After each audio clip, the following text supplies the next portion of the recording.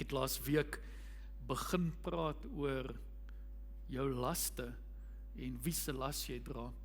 En ek wil vanoggend 'n bietjie dieper gaan op hierdie tema en wat ek vandag spesifiek in hierdie boodskap met jou hart wil deel en wat ek dink Here met ons harte wil deel is hoe dit lyk wanneer mense mekaar se laste dra. Ek wil hê jy moet vir 'n oomblik saam met my net om jou kyk. Ek wil hê jy moet kyk na die mense wat om jou sit vanoggend hier by die kerk. Jy ken hulle dalk nie, of miskien ken jy hulle, miskien is dit 'n kennis, 'n broer of 'n suster neer, of miskien 'n besoeker. Die liefde wat God aan ons bewys het, is so groot, dat ons dit nie vir onsself kan hou nie.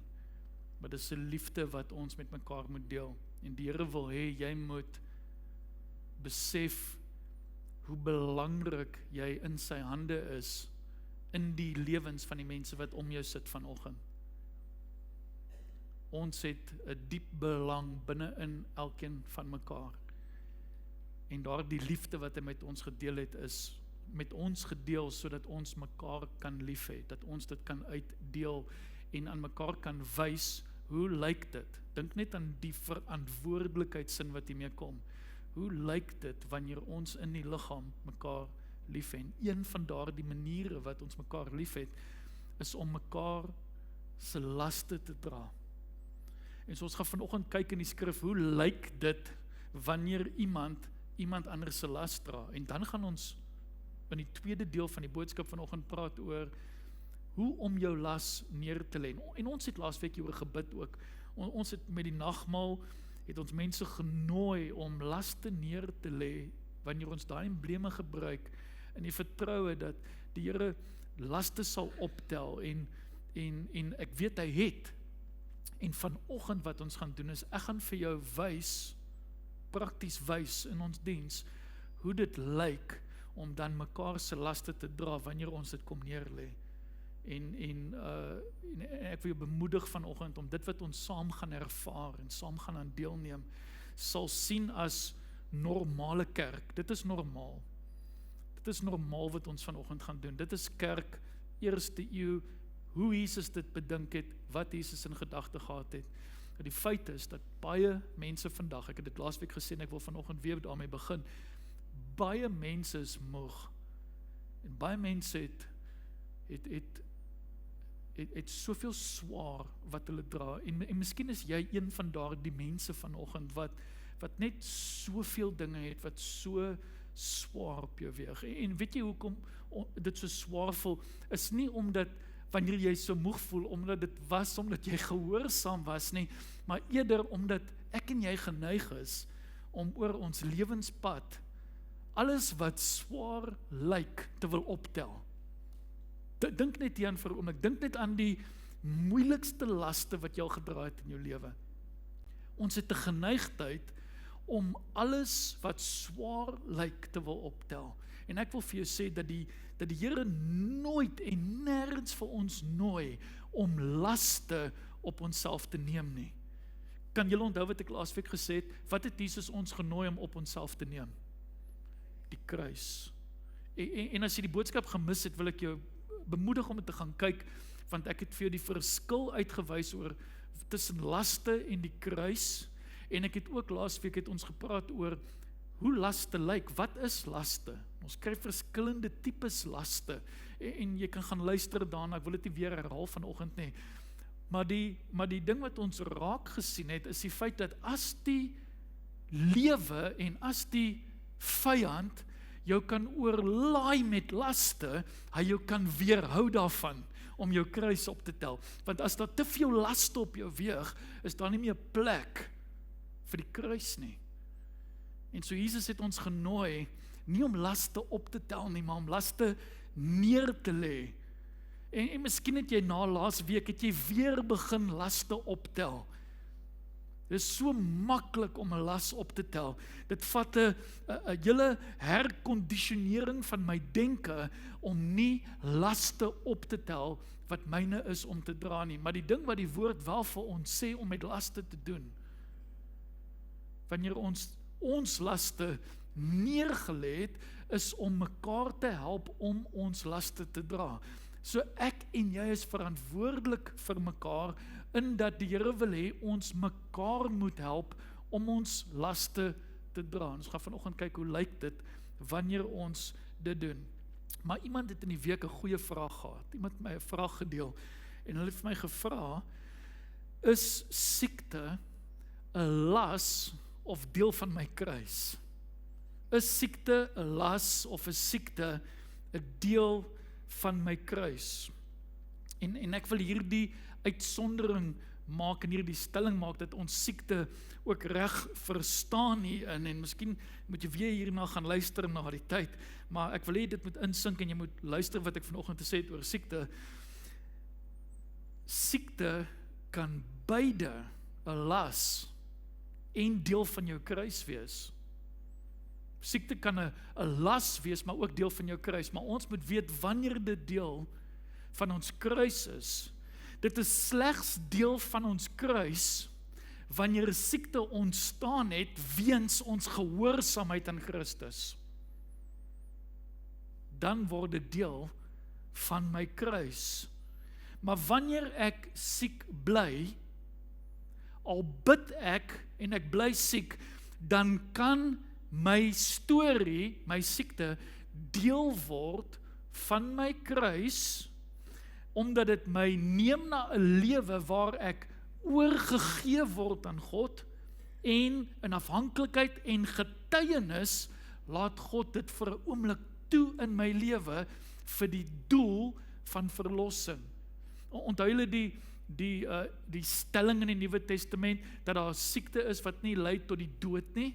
So partykeer laat die Here dit toe dat ons worstel met hierdie dinge.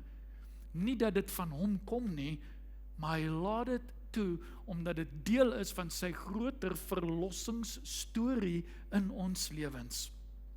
En so siekte kan die megafoon word van God se grootheid en goedheid in jou lewe, want wat is makliker om te sê? Ek is gesond, alle eer aan die Here, en ek is nie meer siek nie. Dit is wonderlik, alle eer aan God, as om te sê, ten spyte van die feit dat ek siek is, alle eer aan God, is hy steeds goed, ek sal nie opgee nie.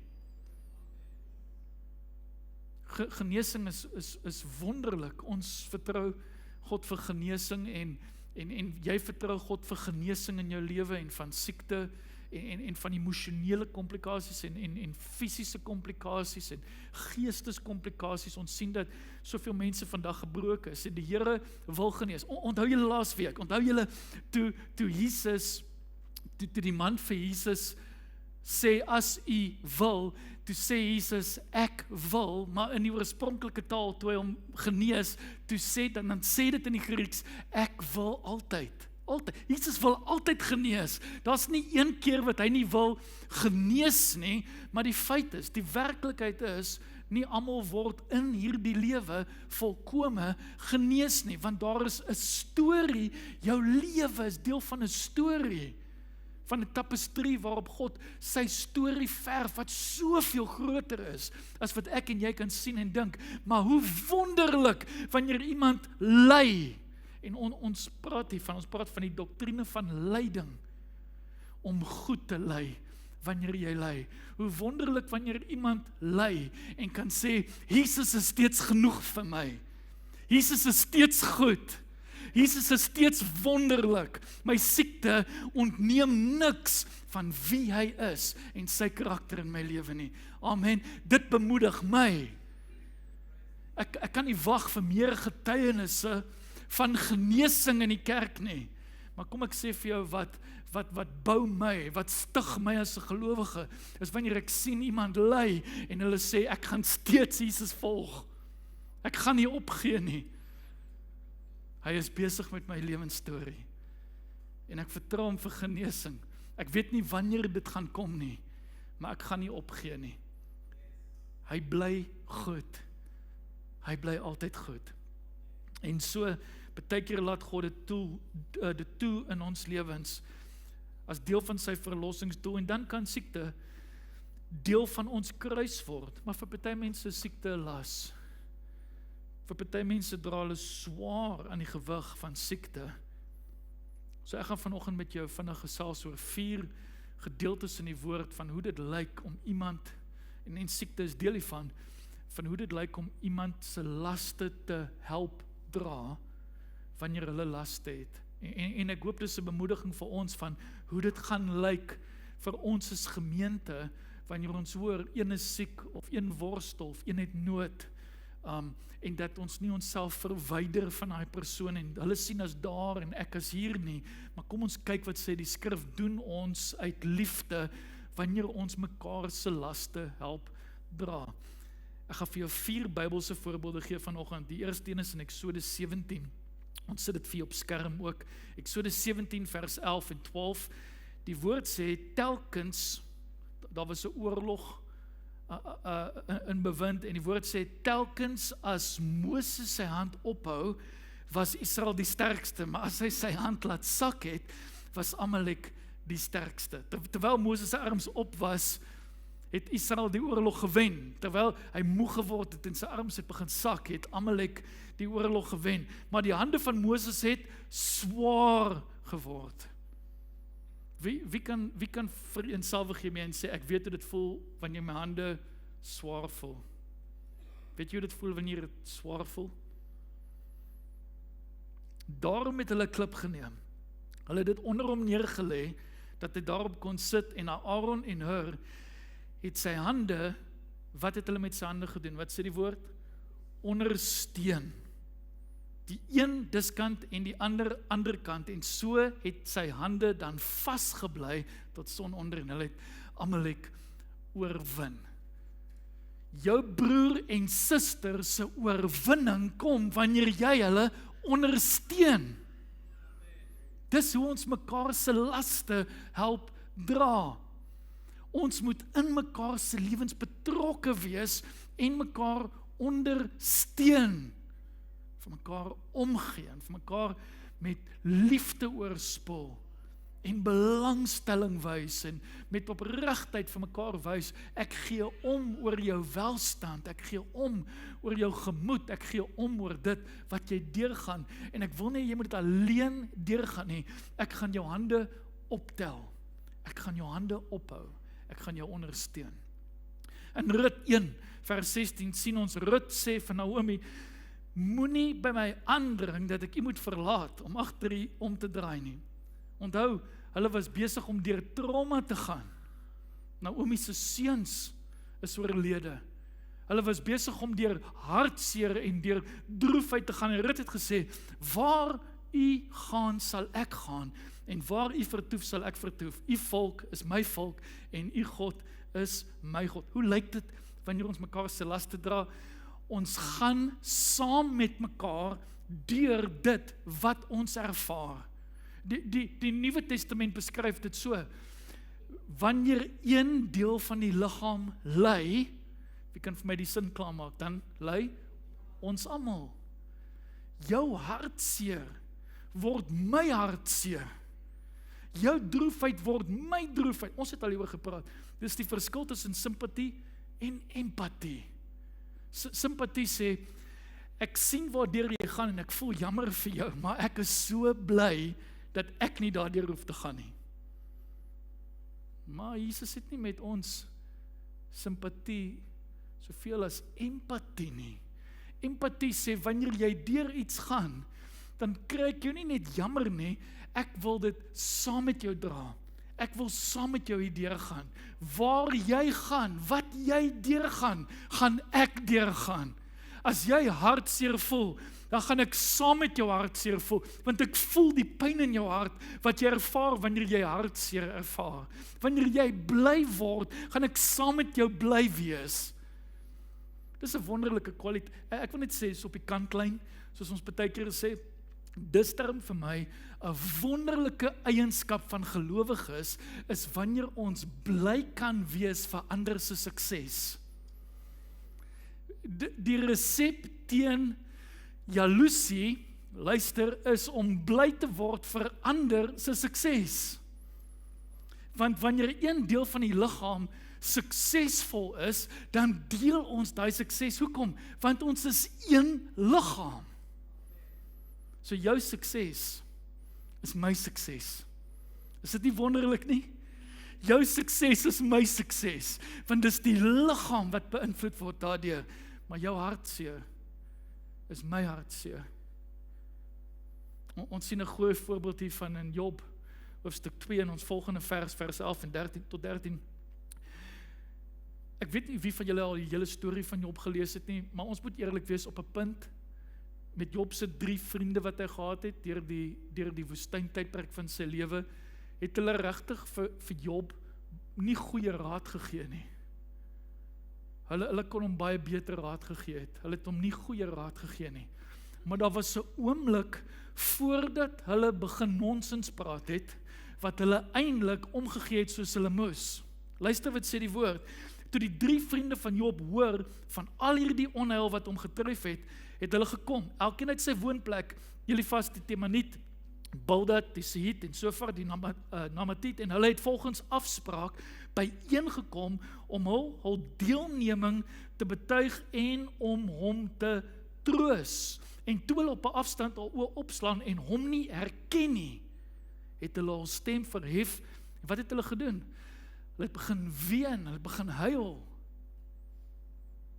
En ook, die woord sê, het hulle elkeen sy mantel geskeur, stof op hul hoofde gestrooi na die hemel toe, en hulle het by hom op die grond gaan sit, 7 dae en 7 nagte lank, en hier's vir hulle, en dis wat goeie vriende doen. Ek dink hierdie was goeie vriende vir 'n oomblik, sonder dat iemand 'n woord met hom gepraat het, want hulle het gesien dat die smart baie groot was.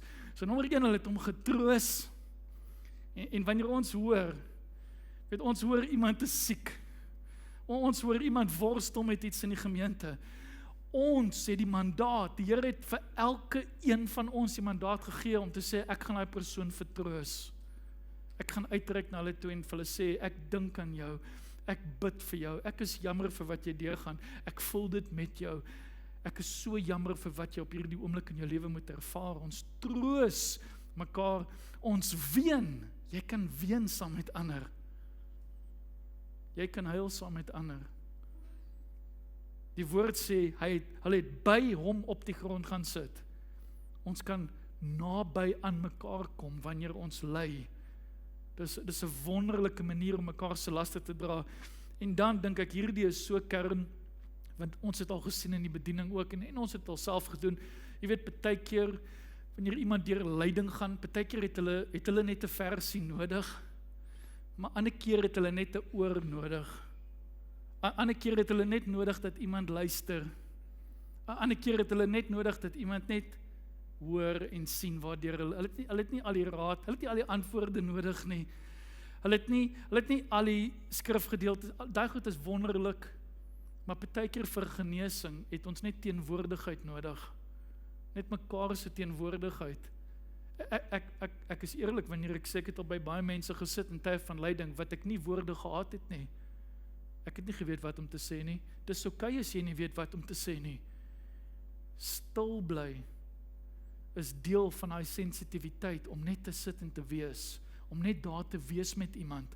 'n hand om 'n skouer, 'n hand in 'n hand, kan vir iemand soveel beteken. Dis wanneer die skrif lewendig word, dis wanneer die skrif waar word vir hulle.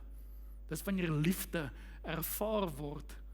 En dan laastens sien ons in Lukas, ek dink ons almal, as jy groot geword het in die kerk, of jy is redelik bekend met die kerkwêreld, is almal ons bekend met die storie van die barmhartige Samaritaan. Dis 'n mooi Nuwe Testamentiese voorbeeld van hoe dit lyk om iemand anders se las te dra.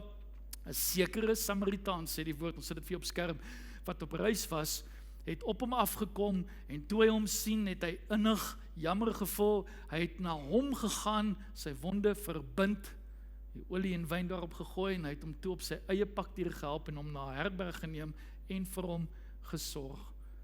Hoe lyk dit om mekaar se laste te dra? Gaan na die persoon toe wat die las dra, help om wonde te verbind.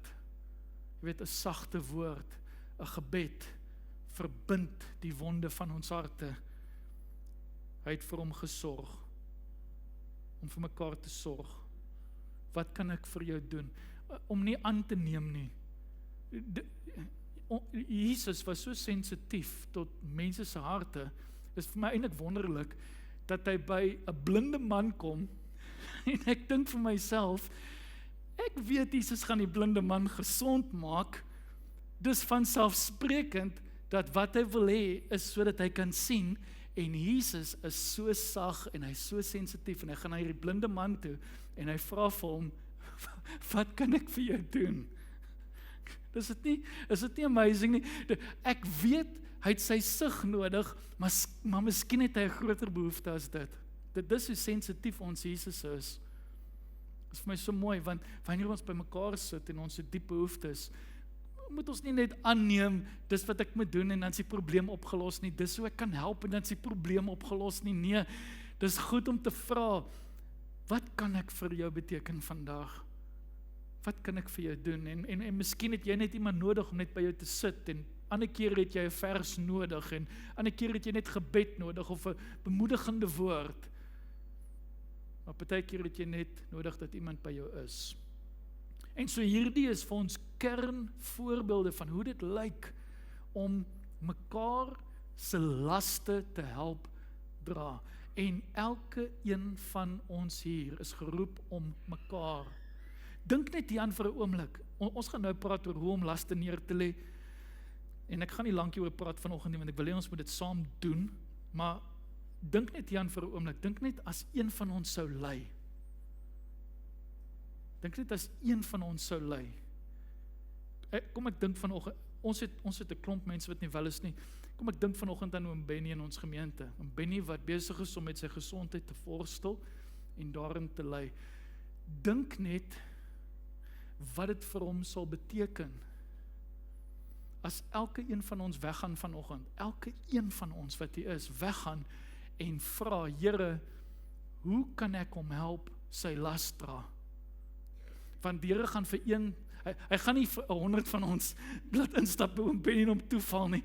Hy gaan vir een sê, ek wil hê jy moet hom bel en hom bemoedig. En vir 'n ander gaan hy sê, ek wil jy moet vir hom daai verse aanstuur wat ek op jou hart gedruk het. En vir 'n ander een gaan hy sê, ek wil jy moet by hom gaan aanklop en net by hom gaan sit vir 10 minute hierdie week. En as ons net luister en ingestel word tot die Heilige Gees, dink net vir 'n oomblik wat dit vir een persoon sal beteken. Nou dink wat die impak hiervan sal wees, die ripple effek van hierdie diepte van liefde, as ons dit vir mekaar, almal vir mekaar begin doen. Dink net aan die impak van dit. Kom ek sê vir jou wat die impak daarvan gaan wees. Kan ek dit gou met jou deel? Wat die impak van hierdie tipe liefde gaan wees?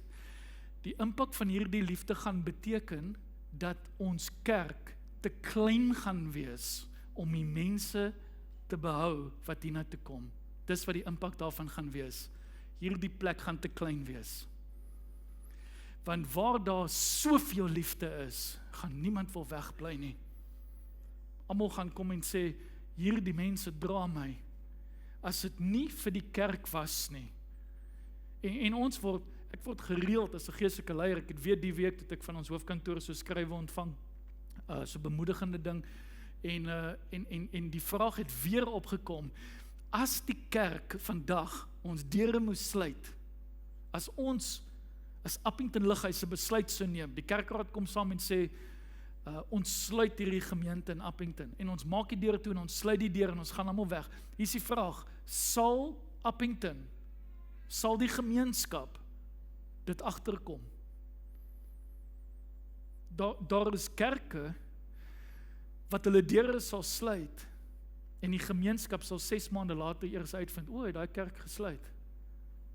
Maar kom ek sê vir jou wat gebeur met 'n kerk wat so lief het. 'n Kerk wat so lief het, sal 'n gemeenskap hê wat aandring daarop dat ons deure oop bly.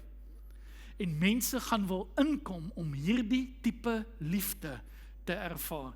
En ek weet ons van ons jonger mense miskien wat redelik al die Here volg. Baie van julle het al van Toby Mac gehoor. Wie het al van Toby Mac gehoor? Ek neem nou aan, dis net jonger mense. Van ons het van Toby Mac gehoor. Christelike rapper, rapsanger. Hy sing 'n liedjie en 'n liedjie sing hy dit. Hy sê die volgende: When love is in the house is packed. So much so that the back door cracks. Ek like dit. Ek like daai stelling. as liefde in die huis. Dis wat die Here ons te roep om mekaar se laste te dra. Dink net hier aan. Dink net as ons net met almal wat hier is op die oomblik in ons gemeente. Dink net as ons besluit, wanneer ek vandag hier uitstap, as ek hoor van iemand wat siek is, as ek hoor van iemand wat worstel, gaan ek vir die Here vra, wat moet ek in my kapasiteit doen om uit te reik na my broer en my suster? Dink vir 'n oomblik daaraan. Dit gaan so 'n impak hê wanneer ons dit vir mekaar begin doen, dat mense hiernatoe sal kom net om daardie tipe liefde te ervaar, want ek beloof jou, hulle gaan dit nie in die wêreld kry nie. Die woord sê vir ons in die laaste dae sal die natuurlike liefde tussen mense onder mekaar sal verbreek. Jy hoef nie ver te stap in die wêreld in om te sien dat die wêreld gee nie om nie. Maar Jesus het genoeg omgegee om jou en my las te dra en vir ons te wys hoe dit lyk, sodat ons mekaar se laste kan help dra. Dink net hoe die kerk kan lyk as ons so sal lief hê. En ons het al begin, maar dink net as ons sou weggaan en sê, wat moet ek doen die week, Here? Jy weet daai siekelysie wat jy kry in die nuusbrief, as jy hoor van iemand wat worstel, iemand sukkel in hulle besigheid, iemand gaan deur 'n moeilike tyd, die oomblik wat jy bewus word, sê, Here, wat moet ek doen? Hoekom het U dit aan my ontbloot? Wat moet ek doen in hierdie omstandighede? En ek dink ek dink die tyd waarin ons lewe, ek dink die tyd waarin die kerk nou is, in 2026, die wêreldwye kerk, ek dink, jy weet, lering is goed, en ons ervarings, al die goed is so belangrik, maar ek dink, soos ons nader kom aan die koms van Jesus, gaan die grootste ding wat vir mense die meeste beteken, net natuurlike liefde wees vir mekaar. Mense wil net lief gehê word. Net weet, jou gemeente het jou lief, jou broers en susters het jou lief.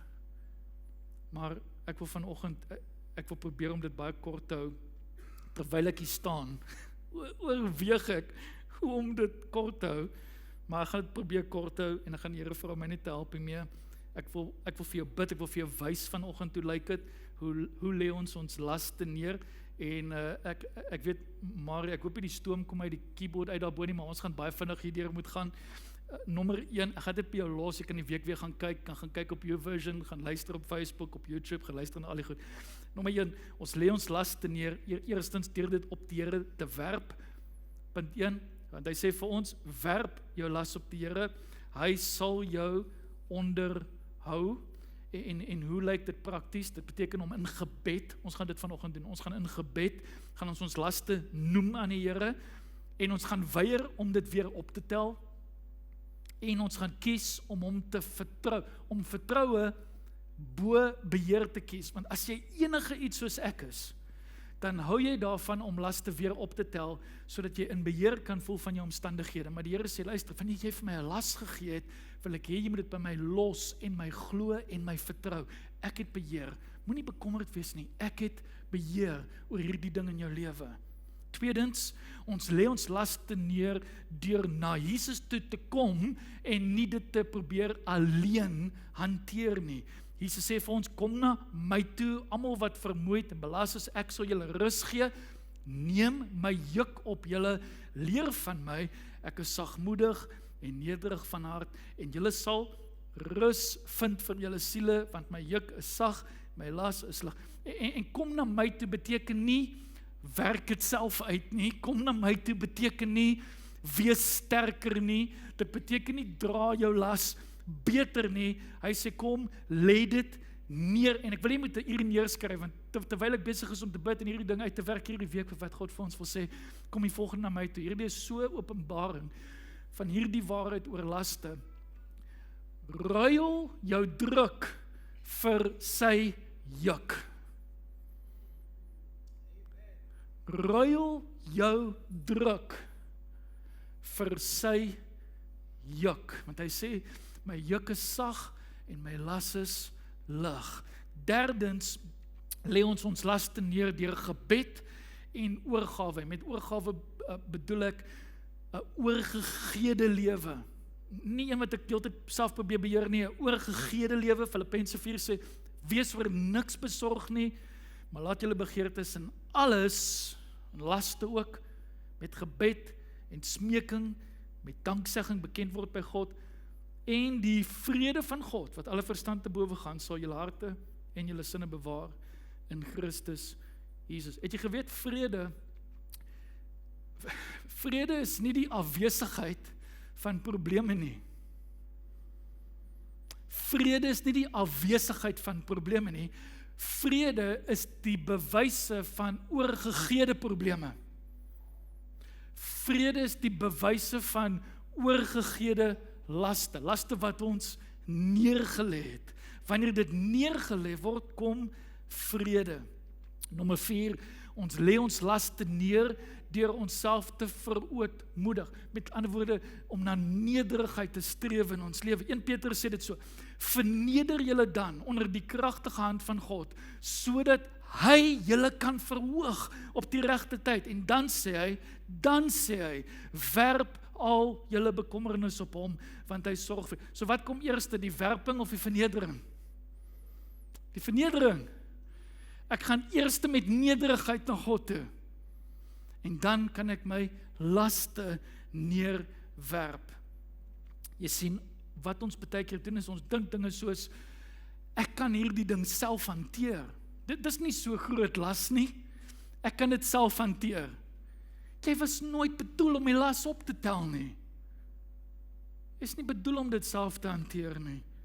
Jy kan dinge dink soos, ek wil nie God lastig val nie. Jy kan dinge dink soos, ek moet sterk bly in my omstandighede. Verootmoediging, weet jy wat sê verootmoediging?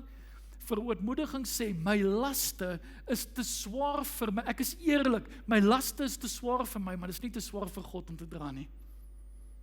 5, ons lê ons laste neer, hier is 'n baie belangrike, ons lê ons laste neer deur belydenis en bekering. Weet jy wat met Dawid gebeur, toe hy sonde weggesteek het? Luister wat sê die woord, Dawid sê in Psalm 32, toe ek geswyg het my gebeente uitgeteer in my gebrul die hele dag, want u hand was dag en nag swaar op my. Ons gaan in 'n oomblik gaan ek vir daai verduidelik. Swaar op my murg het verander soos deur somergloed, my sonde. Hier kom hy op die punt. Eers het hy geswyg, my sonde het ek aan nie bekend gemaak.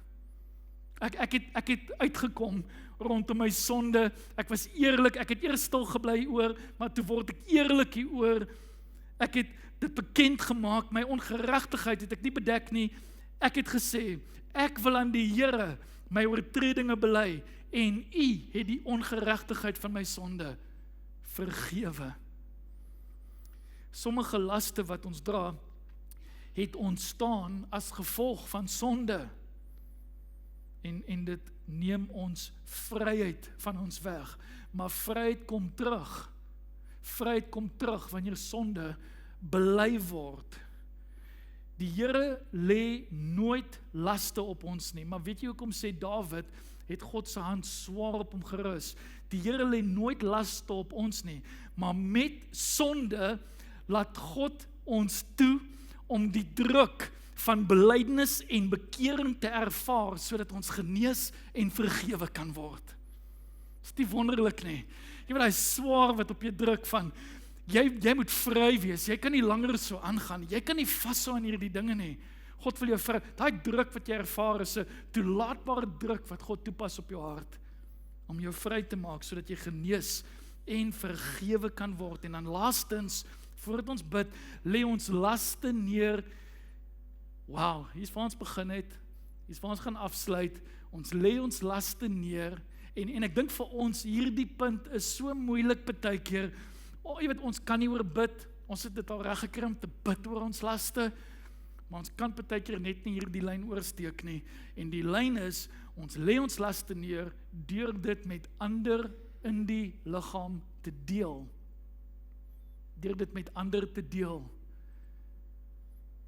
Het jy al jou las met iemand gedeel? Galasiërs 6 vers 2 sê, dra mekaar se laste en vervul so die wet van Christus. Ons weet die wet van Christus is liefde.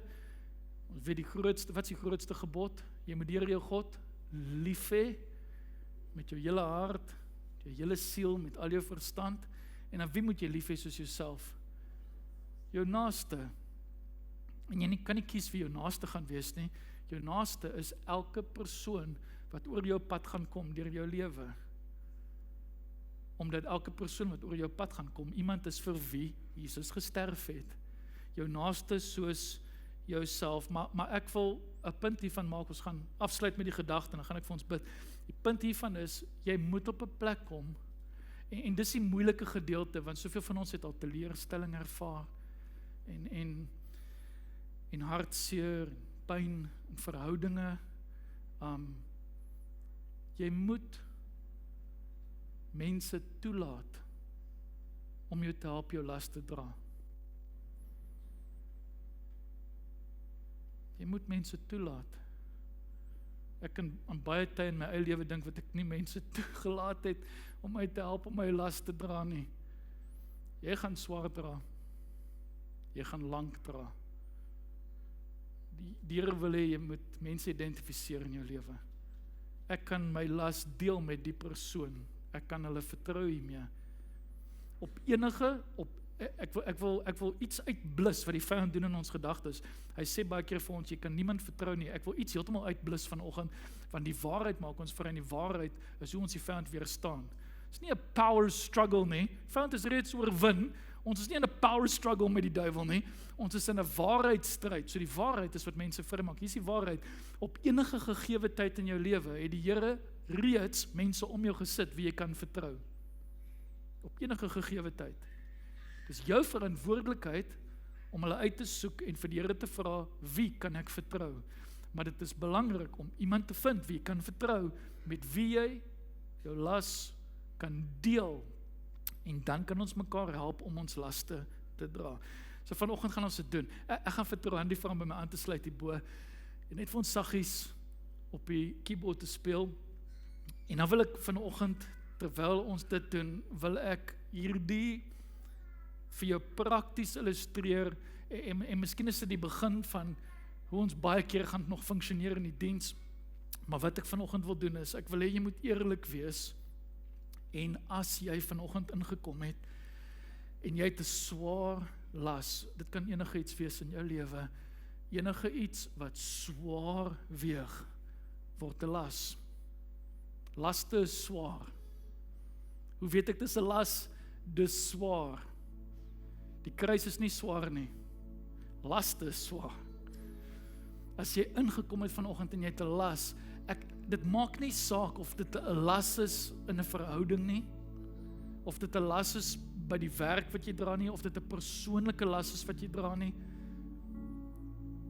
Dit kan 'n emosionele las wees, kan skuld, jy kan, het jy geweet die Here kan jou vergewe van iets, en jy worstel daarmee om jouself te vergewe, en die skuld wat jy saam met jou gedra het, word 'n las wat jy dra. Dit kan so iets wees. Dit kan 'n praktiese las wees in jou lewe, soos iets by jou werk, 'n gewig wat jy moet dra in jou werksomgewing, of in jou werksomskrywing. Dit kan 'n geestelike las wees wat jy dra. Onvergifnis, kan bitterheid wees, kan woede. Jy het opgetel langs die pad, jy het kwaad geword oor iets, en nou is jy was nooit kwaad vir almal nie, en nou is jy kwaad vir almal. Want jy dra dit heeltyd rond, jy het dit nog nie neergelê nie. Enigiets wat swaar weeg. As jy vanoggend ingekom het, en daar's enige iets wat swaar weeg op jou, 'n las, wil ek jou vra, net vir 'n oomblik, net waar jy is, wil ek jou vra om net saam met my te staan in jou bank, en ek gaan vir jou wys hoe lyk liefde vanoggend. Staan net met my in jou bank, as jy 'n swaar las het wat jy dra. Goed.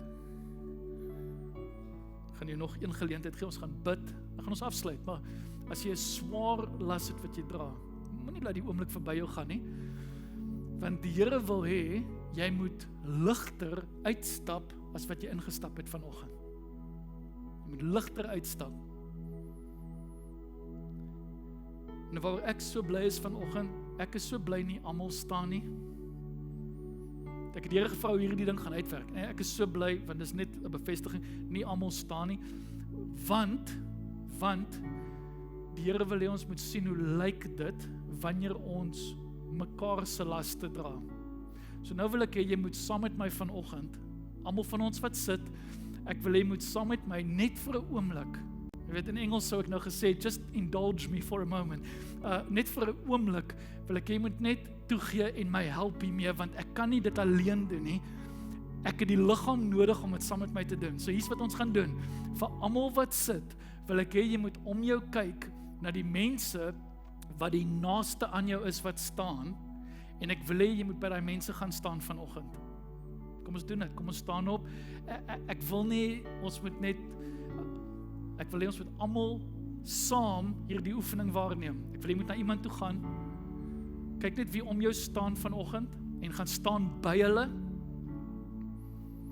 en ons wil nie enigiemand moet alleen staan nie, ons het mense agter, wat op die oomblik alleen staan, ons gaan staan by hulle, as iemand gestaan het, wat 'n las dra, en daar's niemand by hulle nie, wil ek net, want ek weet nou nie wie het opgestaan na die tyd nie, so ek wil hê, moet net jou hand opsteek en vir my sê, ek staan alleen, want ons gaan iemand na jou te stuur, dan moet iemand by jou staan. Is daar enige iemand wat alleen staan vanoggend? Steek net jou hand vir my op. Dit wys jy staan nie alleen nie. Jy's niemand bo staan alleen nie. Niemand onder staan alleen nie. Nou wil ek hê, ons moet vanoggend doen waaroor ons gepraat het. Nerien tuis staan julle alleen. Julle staan met mekaar, maar julle staan alleen. So as daar meer as een persoon is wat op die oomblik by iemand anders staan, wil ek hê een van julle of twee van julle moet wegkom en hier in die middel by Tuis en Nerrie vir my kom staan. Ek wil hê iemand moet by Tuis en Nerrie kom staan. So ons het iemand bo wat afkom, baie dankie. Dorette kom oor, baie dankie. Julle help my verskriklik baie. Ek sal nooit alleen kon doen nie. Julle help my so baie. Dankie. Kom staan nie by hulle vanoggend. Dankie Trandi. Goed. En wanneer ons sê staan alleen, en ek is bly Tuis en Nerrie het hier, want hulle ondersteun mekaar as man en vrou, maar ek wil hê iemand wat nie in hulle familiesirkel is op hierdie oomblik in die diens nie, moet byvoorbeeld by hulle gaan staan, wat ons nou het, wat fantasties is. So ek wil hê iemand wat nie 'n man of 'n vrou of 'n kind, ek wil hê iemand anders moet by jou kom staan. Is daar niemand wat alleen staan nie? Goed, wat 'n las dra nie. Wat ons gaan doen is, ons gaan nou vanoggend, gaan ons bid, en wat die Here wil ons betoon is, ons moet die las kom neerlê. Ek wil hê jy moet jou las noem aan die Here. En terwyl jy met God praat oor jou las, gaan die mense wat om jou kom staan het, gaan hierdie las saam met jou in gebed dra vanoggend. Jy dra nie hierdie las alleen nou nie. Ons dra dit saam met jou. En ek wil hê jy moet vir die persoon bid, by wie jy staan, en sê, Here, ons bid vanoggend dat U hulle sal vrymaak van hierdie las. Ons bid dat U vir hulle sal versterk. Ons bid dat U vir hulle lig sal maak, dat U hulle las sal ruil, dat ketting sal val, dat laste sal afkom, dat U hulle sal vrymaak in hierdie oggend en vir mekaar sal bid. Bid met mekaar. Bid met mekaar. As jy 'n las dra vanoggend, wil ek jy moet vir oomblik jou oë met my sluit en saam met my bid en sê, Here, ek kom lê my las neer. Noem jou las aan God. Noem jou las aan God. Here, ek kom lê my las neer. Here, ek kom en ek kom met nederigheid. Ek kom met verootmoediging voor U vanoggend, Here. Ek lê my las neer. Tja, ek kan God se teenwoordigheid so sterk voel vanoggend hier. Daar's iets waarby ons inskakel geestelik, 'n dinamika wat die Heilige Gees behaag vanoggend. Dankie Jesus. Dankie Jesus dat laste val. Dat laste val, dat laste grond te kom vanoggend, Here. Ek lê dit wat swaar weeg, lê ek neer, Here. Ek lê dit neer vanoggend, Here.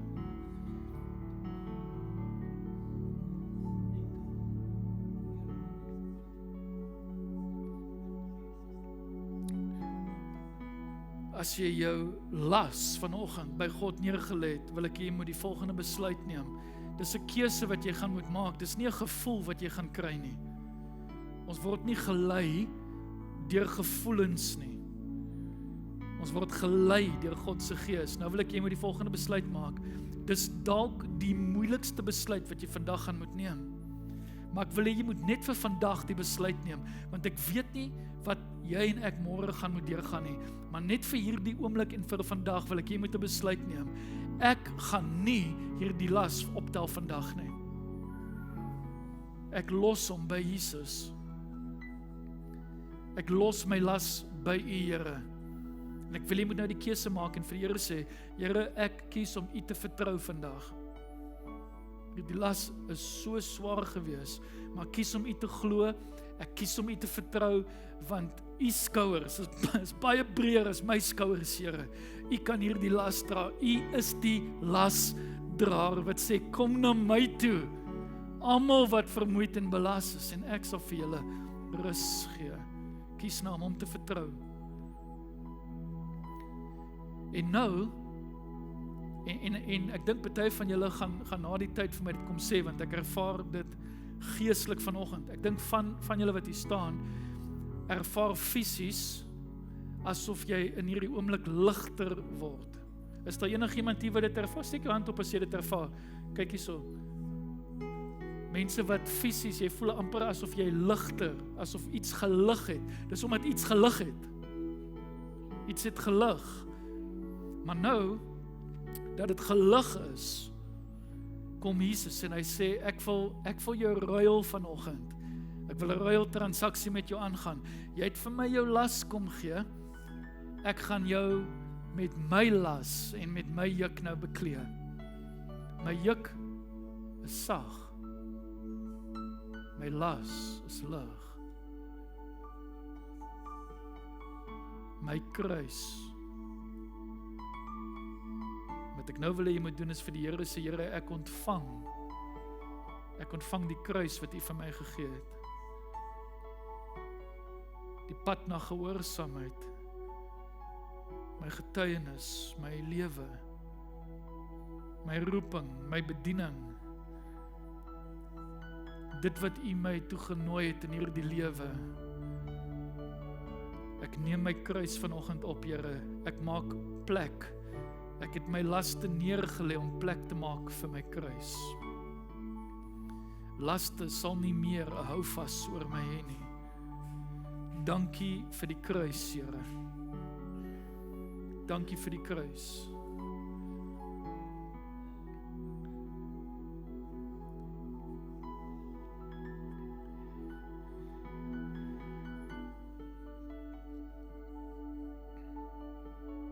Here, vanoggend neem ons kruis op met vreugde en met vrede.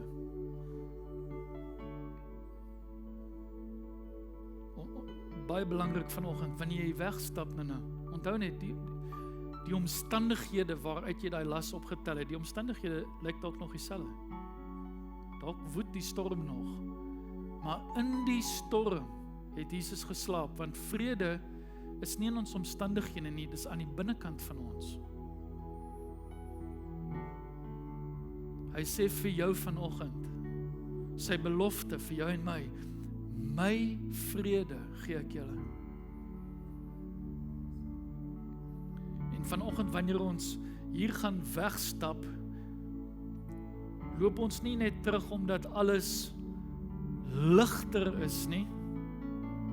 Ons loop ligter terug omdat ons alles wat Jesus ons gevra het om neer te lê, neergelê het. En ek weet hierdie oomblik behaag God. Dankie Jesus.